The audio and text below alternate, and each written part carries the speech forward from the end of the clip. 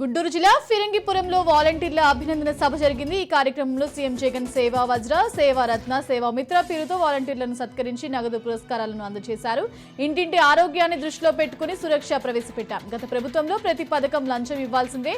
వాలంటీర్లు సూర్యుడు ఉదయించక ముందే ఇంటి తలుపు తట్టి పెన్షన్ అందిస్తున్నారని అభినందించారు. రాజకీయ పార్టీలకు నిధులు సమకూర్చేందుకు తీసుకొచ్చిన ఎన్నికల బాండ్ల చెల్లింపు వాటిపై సుప్రీంకోర్టులో సంచలన తీర్పు వెలువరించింది. ఈ పథకం రాజ్యాంగ విరుద్ధమని స్పష్టం చేసింది. ఎన్నికల బాండ్ల జారీని బ్యాంకులు తక్షణమే నిలిపివేయాలని సర్వోన్నత న్యాయస్థానం ఆదేశించింది. ఈ మేరకు సీజేఐ జస్టిస్ డివై చంద్రచూడ్ నేతృత్వంలోని 5 సభ్యుల ధర్మాసనం ఏకగ్రీవ తీర్పునిచ్చింది. వైసీపీ ప్రభుత్వానికి వ్యతిరేకంగా తెరకెక్కిన రాజధాని ఫైల్స్ చిత్రంపై ఏపీ హైకోర్టు కీలక ఉత్తర్వులు జారీ చేసింది. ఈ రోజు వరకు సినిమా విడుదలను నిలిపివేయాలని ఆదేశాలు జారీ చేసింది. సినిమాకు చెందిన అన్ని రికార్డులను తమకు అందించాలని ఆదేశించింది. వాస్తవానికి నిన్ననే ఈ సినిమా విడుదల కావాల్సి ఉంది. రాజధాని ఫైల్ సినిమా ప్రదర్శనను రెవెన్యూ అధికారులు అడ్డుకున్నారు. చిత్తూరు జిల్లా కుప్పంలోని ఎస్ఆర్ఎం థియేటర్లో అర్ధాంతరంగా నిలిపివేశారు. హైకోర్టు ఆదేశాల నేపథ్యంలో చిత్రాన్ని ప్రదర్శించవద్దని నోటీసులు ఇచ్చారు.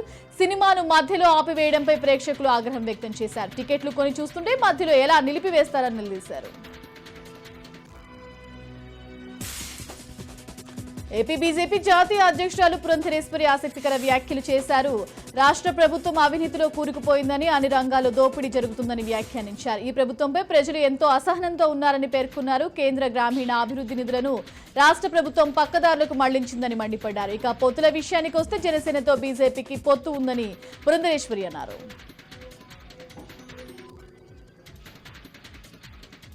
ఉమ్మడి కృష్ణా జిల్లాలో జనసేన నేతలు ప్రచారంలో జోరందుకున్నారు. విజయవాడలో పర్యటించిన జనసేన పార్టీ అధికార ప్రతినిధి పోతున మహేష్ వైసీపీ ప్రభుత్వంపై కీలక వ్యాఖ్యలు చేశారు. జగన్ ప్రభుత్వం కులం చూసి, మతం చూసి, పార్టీ చూసి పథకాలు ఇస్తున్నారని ఫైర్ అయ్యారు. అందుకే సామాన్య ప్రజలు పథకాలు అందక ఇబ్బందులు పడుతున్నారన్నారు. ఇప్పుడు రాష్ట్రం ప్రయోజనకరంగా మారాలంటే ప్రతి ఒక్కరూ టీడీపీ జనసేనకు మద్దతిచ్చి ఓటు వేసి గెలిపించాలన్నారు. చిత్తూరు జిల్లా కార్వేటి నగరంలో జైహో బీసీ సభ నిర్వహించారు. ఈ కార్యక్రమంలో పాల్గొన్న నెల్లూరు నియోజకవర్గం టీడీపీ ఇన్ఛార్జ్ థామస్ పలువురు కార్యకర్తలు పాల్గొన్నారు. ఈ సందర్భంగా థామస్ కీలక వ్యాఖ్యలు చేశారు. వైసీపీ పాలనలో బీసీలకు అన్యాయం జరిగిందని ఆగ్రహం వ్యక్తం చేశారు. బీసీ సామాజిక వర్గంపై జరుగుతున్న అన్యాయాలు, దాడులను ఆయన వివరించారు.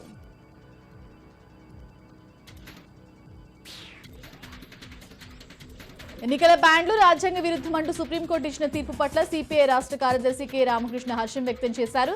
ఈ మేరకు కె రామకృష్ణ నేడు ఒక ప్రకటన విడుదల చేశారు. ఎలక్షన్ బ్యాండ్ల విషయంలో సుప్రీంకోర్టు తీర్పును సిపిఐ స్వాగతిస్తుందన్నారు. ఎన్నికల బ్యాండ్లను సుప్రీంకోర్టు రాజ్యాంగ విరుద్ధంగా పేర్కొంది. 7వ రోజు తెలంగాణ అసెంబ్లీ సమావేశాలు ప్రారంభమయ్యాయి. అయితే సమావేశాలు ప్రారంభమైన వెంటనే స్పీకర్ గడ్డం ప్రసాద్ కీలక ప్రకటన చేశారు. అసెంబ్లీ ఇన్సైడ్ చైర్ అనుమతి లేకుండా మొబైల్ ఫోన్స్, ఎలక్ట్రానిక్ పరికరాలు, వీడియో ప్రదర్శన చేయొద్దన్నారు. అసెంబ్లీ నడుస్తుండగా వీడియో పాయింట్ వద్ద సభ్యులు మాట్లాడొద్దని తెలిపారు. ఎంపీ ఎన్నికల ముందు బీఆర్ఎస్ పార్టీ బంద్ పిలుపుతో డ్రైవర్లను తప్పుదోవ పట్టిస్తున్నారని రాష్ట్ర ట్రాన్స్పోర్ట్ మజూద్ మహాసంఘం జాతీయ ప్రధాన కార్యదర్శి అల్లూరి రవిశంకర్ 10 ఏళ్ల బీఆర్ఎస్ ప్రభుత్వం హయాంలో డీసీఎం, ఆటో డ్రైవర్ల సమస్యలను పట్టించుకోలేదని ఆగ్రహం వ్యక్తం చేశారు. నంద్యాలలో రాజధాని ఫైల్ సినిమాను నిలిపివేశారు. స్థానిక సినిమా థియేటర్లో ప్రేక్షకులు సినిమాను చూస్తుండగానే సినిమాపై కోర్టులో కేసు ఉందని రెవెన్యూ, పోలీసు అధికారులు ఆపివేశారు. సినిమా చూద్దామని వచ్చిన ప్రేక్షకులకు నిరాశ ఎదురైంది. టికెట్ డబ్బు వెనక్కి ఇచ్చి ప్రేక్షకులను వెనక్కి పంపించింది యాజమాన్యం. ప్రభుత్వం, రెవెన్యూ అధికారుల తీరుపై టీడీపీ జనసేన కూటమి నాయకులు మండిపడ్డారు.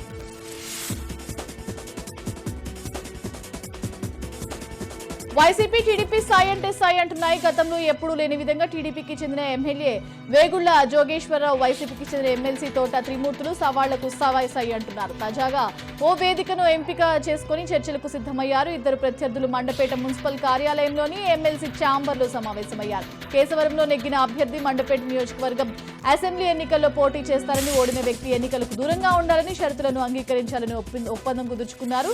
ఇరువురు తమ పదవులకు రాజీనామా చేసి సామాన్య వ్యక్తిగానే పోటీకి సిద్ధపడాలని నిర్ణయించారు. రథసప్తమి వేడుకలకు శ్రీకాకుళం జిల్లాలో ప్రముఖ పుణ్యక్షేత్రం అరసవెల్లి సిద్ధమైంది. దేశంలోని నిత్య పూజలు అందుకునే ఏకైక సూర్య దేవాలయంగా పేరొందిన అరసవెల్లిలో ఏటా రథసప్తమి వేడుకలు అంగరంగ వైభవంగా జరుగుతాయి. సూర్య భగవానుడి దర్శనానికి తెలుగు రాష్ట్రాలతో పాటు ఒడిశా నుంచి పెద్ద ఎత్తున భక్తులు తరలివస్తారు. స్వామివారి దర్శనానికి వచ్చే భక్తులకు ఎలాంటి ఇబ్బందులు కలగకుండా అధికారులు చర్యలు చేపట్టారు.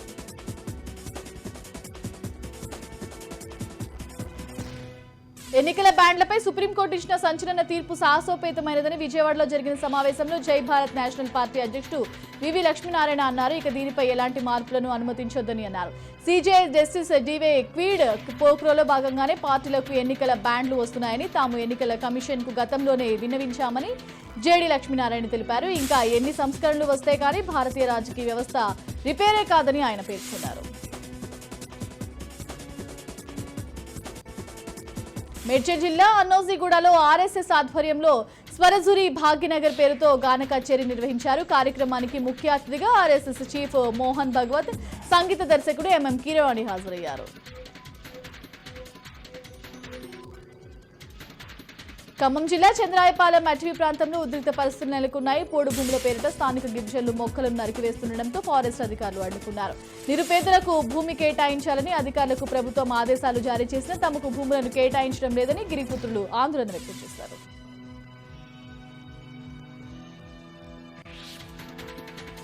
మైలవరం నియోజకవర్గం ఇబ్రహీంపట్నంలో ఉన్న డాక్టర్ ఎన్టీపీఎస్ యాజమాన్యం నిర్లక్ష్యం కారణంగా స్థానిక ప్రజలు, విద్యార్థులతో పాటు పర్యాటకులు సైతం తీవ్ర అవస్థలు పడుతున్నారు. కొండపల్లి ఖిల్లా రోడ్లోని బూడిద రవాణా స్థానిక ప్రజలను తీవ్ర అనారోగ్యంగా బారిన పడేస్తుంది.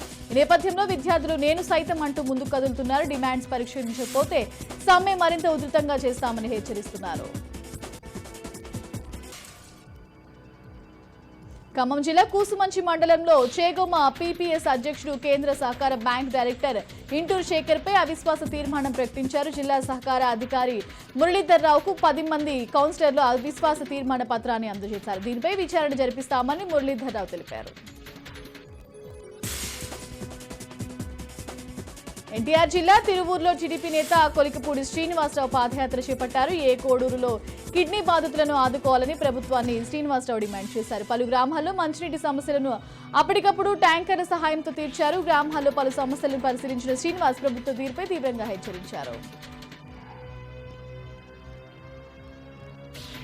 ఎన్నికల వేళ ఏపీలో రాజకీయాలు వేడెక్కుతున్నాయి. వైసీపీకి దూరంగా ఉంటున్న పెనుమలూరు ఎమ్మెల్యే కొలుసు పార్థసారథి ఎన్నికల్లో పెనుమలూరు నుంచి కాకుండా నూజివీడు నుంచి టీడీపీ తరపున పోటీ చేయనున్నట్లు తెలుస్తుంది. ఈ నేపథ్యంలో నూజివీడు నియోజకవర్గంలో పర్యటనలు చేపట్టారు. ఓటర్ల తుది జాబితాలో తప్పులు దొరుకుతూనే ఉన్నాయి. సాక్షాత్తు సీఎం జగన్ కుటుంబ సభ్యుల పేర్లలోనే తప్పులే కనిపిస్తున్నాయి. వైఎస్ఆర్ జిల్లా పులివెందుల పురపాలక సంఘం పరిధిలోని 138వ పోలింగ్ కేంద్రం పరిధిలో సీఎం వారి కుటుంబ సభ్యులు ఓట్లు ఉన్నాయి.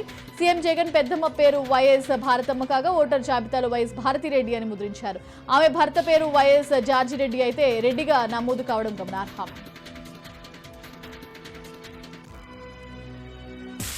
కరీంనగర్ హుజూరాబాద్ కాంగ్రెస్ పార్టీ కార్యాలయంలో సమీక్ష సమావేశం నిర్వహించారు. అసెంబ్లీలో మంత్రిపై బీఆర్ఎస్ ఎమ్మెల్యే పాడి కౌశిక్ రెడ్డి అనుచిత వ్యాఖ్యలను కాంగ్రెస్ శ్రేణులు ఖండించారు. ఎన్నికల్లో అబద్ధపు ప్రచారాలతో గెలుపొందిన కౌశిక్ రెడ్డిని ప్రశ్నించే హక్కు లేదని, తన వైఖరి మార్చుకోవాలని పీసీసీ సభ్యుడు పత్తి కృష్ణారెడ్డి మండిపడ్డారు. ఇంకోసారి మంత్రులపై అనుచిత వ్యాఖ్యలు చేస్తే భౌతిక దాడులకు దిగుతామని కాంగ్రెస్ పార్టీ హెచ్చరించారు. కాళేశ్వరం ప్రాజెక్టులో రీ ఇంజనీరింగ్ మార్పుల కారణంగా ఖర్చు పెరిగింది తప్ప అదనంగా ఎలాంటి ప్రయోజనం చేకూరలేదని కాగ్ వెల్లడించింది.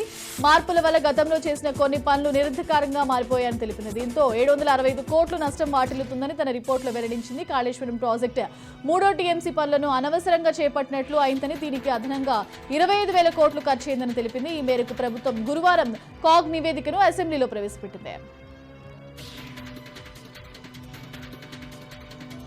ఖమ్మం జిల్లా వైరాలో బీజేపీ ముఖ్య నాయకుల సమావేశం నిర్వహించారు. బీజేపీ జాతీయ కౌన్సిల్ సభ్యులు సమావేశంలో పాల్గొన్న తక్కేళ్లపల్లి రాజేశ్వరరావు జిల్లాలో బీజేపీ గెలిపే ధ్యేయంగా కార్యకర్తలు పనిచేయాలని కోరారు. కేంద్ర ప్రభుత్వం అన్ని వర్గాల సంక్షేమ ధ్యేయంగా పనిచేస్తుందని, వచ్చే పార్లమెంట్ ఎన్నికల్లో గతంలో కంటే ఎక్కువ స్థానాల్లో గెలుచుకుంటామని రాజేశ్వరరావు ధీమా వ్యక్తం చేశారు. ఆంధ్రప్రదేశ్ రాజధానిపై పలు వాదనలు తెరపైకి వస్తున్నాయి. అయితే తిరుపతి రాజధాని అవుతుందని అవ్వాలని ప్రజలు కోరుతున్నారని కాంగ్రెస్ సీనియర్ నేత మాజీ ఎంపీ చింతామోహన్ సంచలన వ్యాఖ్యలు చేశారు. సీమలో కరువు పోయి అభివృద్ధి జరగాలంటే తిరుపతి రాజధానిగా మారితేనే సాధ్యమన్నారు. బ్రహ్మం గారు కాలజ్ఞానంలో తిరుపతి రాజధాని అవుతుందని రాశారు. అందుకోసం అందరూ ఎదురు చూస్తున్నారని తెలిపారు.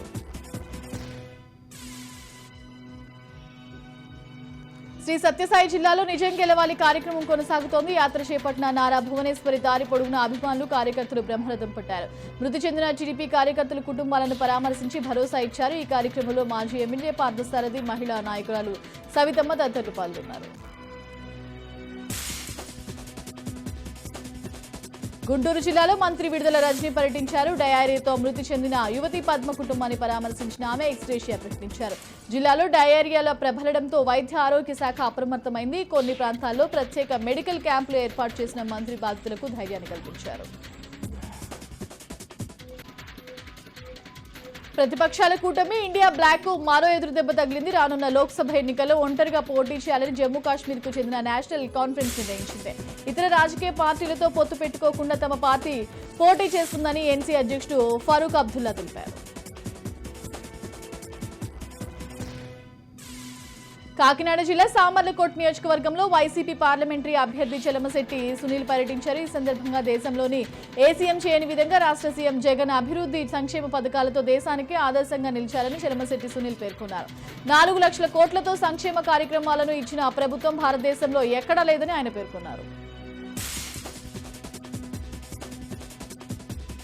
భద్రాద్రి కొత్తగూడెం జిల్లా హైటెక్ దందా వెలుగు చూసింది. బెండలపాడు గ్రామంలో మిర్చి కోటను రిమోట్ కంట్రోల్ తో నియంత్రిస్తూ వ్యాపారులు హైటెక్ మోసానికి పాల్పడ్డారు. దీంతో గమనించి రైతులు 2 వ్యాపారులను పట్టుకుని చితకబాదారు. గత 4 రోజులుగా గ్రామాల్లో రైతులకు డబ్బులు చెల్లించి మిర్చి కొనుగోలు చేస్తున్న సమయంలో బాగోతం బట్టబయలైంది.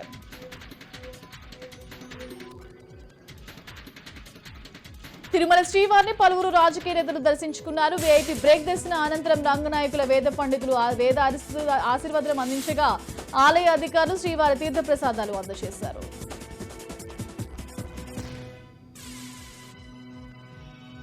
గవర్నర్ కోట ఎమ్మెల్సీల ఎన్నిక వివాదంపై హైకోర్టులో మరోసారి విచారణ జరిగింది. పిటిషన్పై హైకోర్టులో సుదీర్ఘంగా ఇరు పక్షాల వారు తమ వాదనలు వినిపించారు. అనంతరం ధర్మాసనం తీర్పును రిజర్వ్ చేసినట్టు ప్రకటించింది.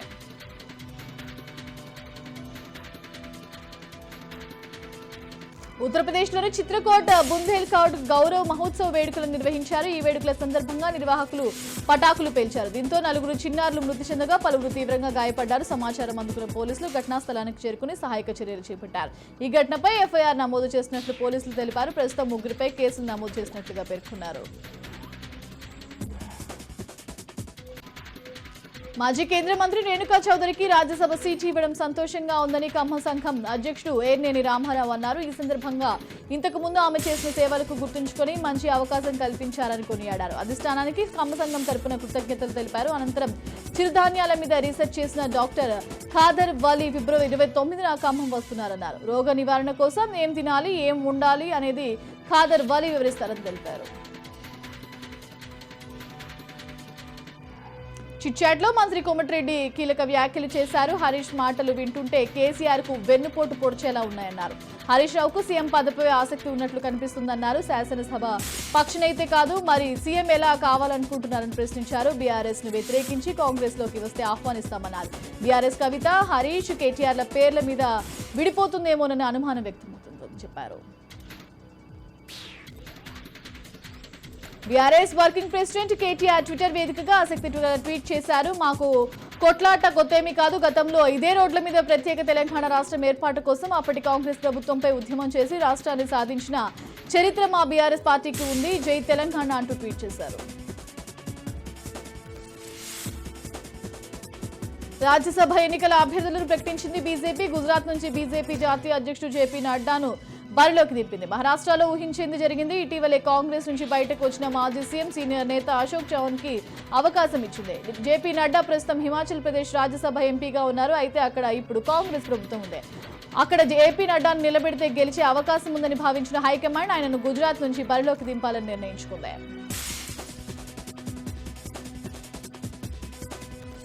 ఏపీలో నిత్యం జీతాల కోసం ఉద్యోగులు పోరుబాట పట్టడం కామన్ అంశంగా మారింది. తాజాగా జీతాలు చెల్లించాలంటూ తిరుపతిలో జూనియర్ డాక్టర్లు నిరసనకు దిగారు. ఎమర్జెన్సీ మినహా మిగిలిన అన్ని కేసులు బాయ్కాట్ చేశారు. బయటపడ్డ 6 నెలల జీతాలను వెంటనే చెల్లించాలని డిమాండ్ చేశారు. ఉమ్మడి నెల్లూరు జిల్లా అక్కంపేట గ్రామంలో నారప్పరెడ్డి సామాజిక కార్యకర్తగా మారారు. ఎన్ఎస్ఆర్ ఫౌండేషన్ ద్వారా గ్రామాలలో మౌలిక వస్తువులు, విద్యార్థులకు ఉన్నత ప్రమాణాలతో కూడిన విద్య అందించి ఆదర్శంగా నిలిచారు. మునుబోలు అక్కంపేట గ్రామంలో సాధారణ రైతు కుటుంబంలో జన్మించిన నారప్ప కిరణ్ కుమార్ రెడ్డి స్వశక్తితో అంచెలంచెలుగా ఎదిగి సమాజానికి తన వంతు కృషి చేస్తున్నారు. సంగారెడ్డి జిల్లా చిట్కూరు మాజీ సర్పంచ్ నీలం మధు ముద్రాజ్ కాంగ్రెస్ లో చేరనున్నారు. గాంధీ భవన్ లో సీఎం రేవంత్ రెడ్డి ఆధ్వర్యంలో కాంగ్రెస్ పార్టీలో చేరుతున్నట్లు తెలిపారు. పార్టీ పెద్దలు తనకు ఏ బాధ్యత ఇచ్చినా ఒక నీటి బిందువులా పనిచేస్తానని, పార్టీ కోసం కష్టపడతానని నీలం మధు హామీ ఇచ్చారు.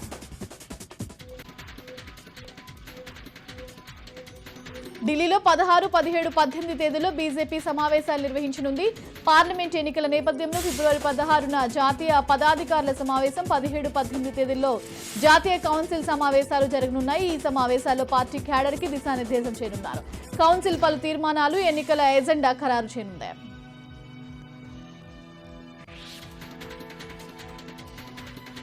ములుగు జిల్లాలో మేడారం మహాజాతర ఉత్సవ కమిటీ ప్రమాణ స్వీకార కార్యక్రమం పూర్తయింది. మంత్రి సీతక్క చేతుల మీదుగా సమ్మక్క సారక్క సన్నిధిలో ప్రమాణ స్వీకార కార్యక్రమం జరుగుతాయి. సమ్మక్క సారక్క దేవతలకు ప్రత్యేక పూజలు నిర్వహించి ఉత్సవ కమిటీ బాధ్యతలు నిర్వహించింది. పశ్చిమ గోదావరి జిల్లా నరసాపురం వద్ద ఏటిగట్టు పనుల్లో జరుగుతున్న అవినీతిని హైకోర్టు సిట్టింగ్ జడ్జి లేదా సిబిఐతో విచారణ జరిపించాలని మాజీ ఎమ్మెల్యే బండారు మాధవనాయుడు డిమాండ్ చేశారు. 27 కోట్ల వ్యయంతో ఏటిగట్టు పనుల్ని ఆయన పరిశీలించారు. ఇప్పటి వరకు ఏటిగట్టు ఎన్నిసార్లు కుంగిపోయిందన్నారు.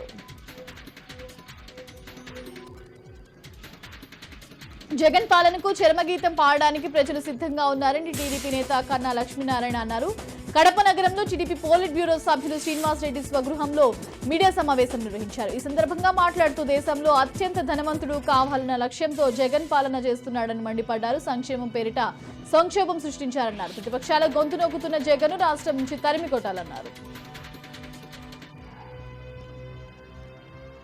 ఖమ్మం జిల్లాలో సేవాలాల్ జయంతి ఉత్సవాలు ఘనంగా నిర్వహించారు. రఘునాథపాలెం మండలం జింకలతండ క్రాస్ రోడ్ వద్ద ఉన్న సేవాలాల్ మందిరంలో సేవాలాల్ మహారాజ్ 285వ జయంతి వేడుకలను గిరిజన నాయకులు ఘనంగా జరుపుకున్నారు. గిరిజన సాంప్రదాయ దుస్తులు ధరించి పూజలు చేసి నృత్యాలను చేశారు, అన్నదానం చేశారు.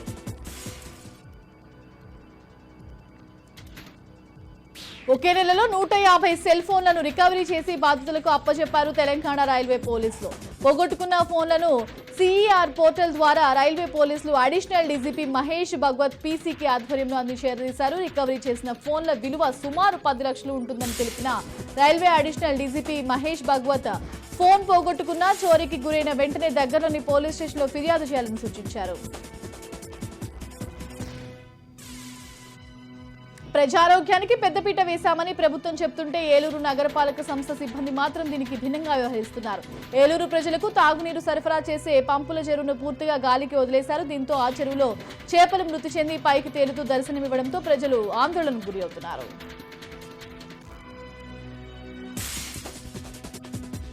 అనకాపల్లి నారాయణ కళాశాలలో విద్యార్థి ఆత్మహత్య చేసుకున్న ఘటన ఆలస్యంగా వెలుగులోకి వచ్చింది. ఇంటర్ ఫస్ట్ ఇయర్ చదువుతున్న మచ్చకర్ల వంశీ తన సొంత గ్రామం బుచ్చయ్యపేట మండలం చిటియాపాలెంలో ఉరి వేసుకుని ఆత్మహత్యకు పాల్పడ్డాడు. కాలేజీ యాజమాన్యం వేధింపుల వల్లనే వంశీ ఆత్మహత్య చేసుకున్నాడంటూ తల్లిదండ్రులు అనకాపల్లిలోని కాలేజ్ వద్ద ఆందోళనకు దిగారు.